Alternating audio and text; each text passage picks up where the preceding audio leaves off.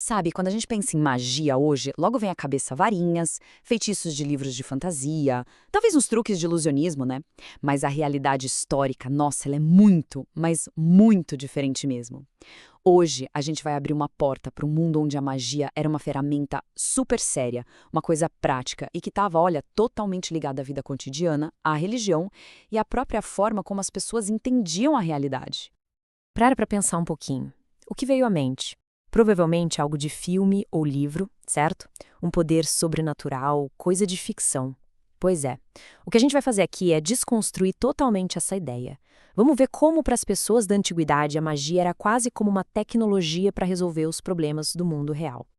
Isso aqui não é roteiro de filme, não. É uma maldição de verdade escrita em aramaico numa tigela de cerâmica com mais de 1500 anos. E ela foi encontrada enterrada debaixo do chão de uma casa. Isso era magia, direta, pessoal e com um propósito, bem claro. Essa tigela já nos dá a primeira pista. Para a gente conseguir entender o poder que isso tinha, primeiro a gente precisa ajustar o nosso jeito de olhar. Vamos ver como a visão antiga da magia era radicalmente diferente da nossa. Não era sobre superstição, era sobre um sistema. No começo dos estudos sobre religião, acadêmicos como um cara chamado James Fraser viam a magia como uma ciência falsa, um erro de gente primitiva. Mas para as pessoas daquela época, era um sistema totalmente funcional para influenciar o mundo. Era uma maneira de consertar o que estava quebrado, de proteger quem era vulnerável e, claro, de atacar quem ameaçava. E aqui está o pulo do gato. Para eles, a discussão não era se a magia funcionava ou não. Isso era praticamente um fato. O debate de verdade era outro. Era sobre a técnica, a autoridade e a legitimidade. Quem tinha o poder para fazer isso, como se usava esse poder e quais eram as regras do jogo. Bom, se era um sistema com regras e legitimidade, então que ferramentas ele usava? Como é que essa tecnologia funcionava no dia a dia? Vamos abrir aqui o kit de ferramentas da magia antiga. Os objetivos eram profundamente humanos, universais até. Eles queriam proteger suas famílias de demônios, curar doenças misteriosas, encontrar um amor, levar vantagem sobre um concorrente nos negócios ou simplesmente jogar uma praga num vizinho chato. Eram os perrengues da vida e a magia oferecia soluções. O mais interessante é que a magia não era só uma coisa falada, invisível. Ela era física, tangível.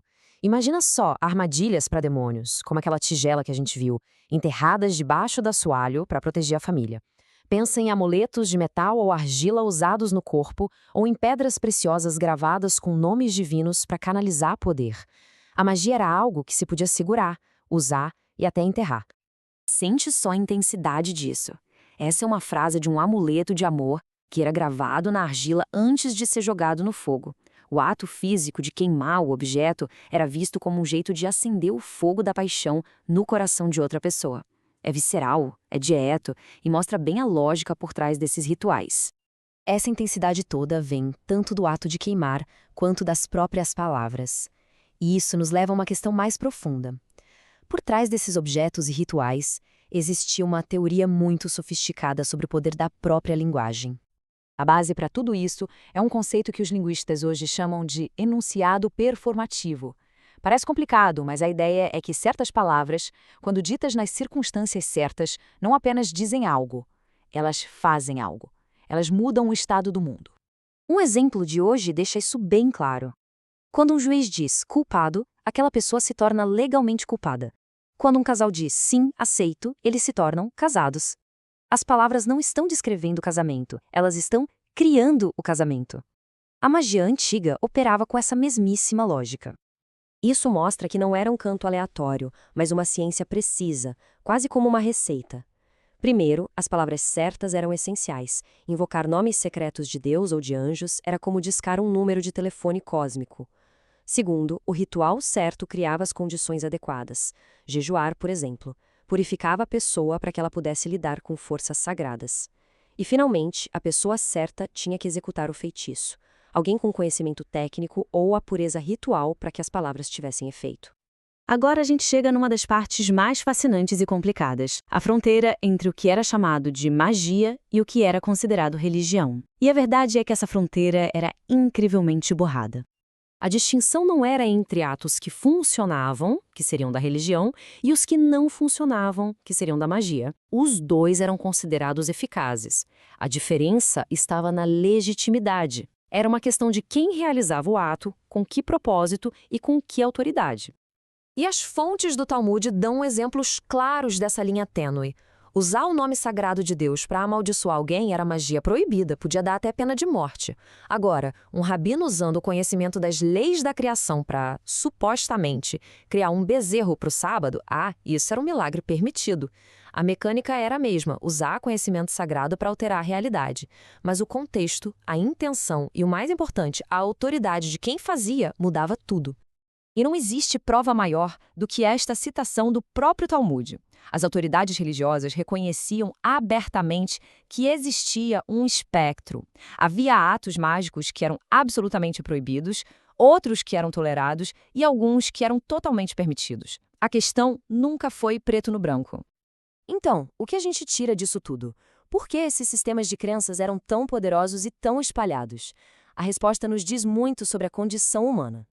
Um sábio do Talmud, uma figura de imensa autoridade chamado Rav, afirmou que de cada 100 mortes, 99 eram causadas pelo mal olhado. A crença de que um olhar de inveja podia causar um dano real. Pensa no que isso significa. Para ele, a causa principal da morte não era doença ou acidente, mas uma força sobrenatural do mal. O mundo era visto como um lugar inerentemente perigoso e misterioso. Diante de um mundo onde a morte súbita, a doença e o azar podiam atacar a qualquer momento sem uma explicação clara, a magia não era uma superstição irracional. Era uma estrutura racional. Era uma forma de diagnosticar o problema, fui amaldiçoado, e de agir para resolver. Era uma busca humana fundamental por controle, no meio do caos. Alguns estudiosos argumentam que esse jeito de pensar, de atribuir o que acontece a forças invisíveis e de buscar rituais para influenciá-las, é um sistema cognitivo profundo. A ciência e a religião moderna meio que empurraram isso para debaixo do tapete, mas essa tendência de buscar padrões e intenção onde não tem, talvez seja uma parte fundamental de como o nosso cérebro funciona. E isso nos deixa com uma pergunta final para pensar. Quando a gente deseja boa sorte, evita certos números ou acredita que o pensamento positivo pode mudar nossa realidade, será que estamos tão distantes assim daquelas tigelas de encantamento? Em um mundo que continua cheio de incertezas, talvez a gente não tenha abandonado a magia. Talvez a gente só tenha mudado as ferramentas.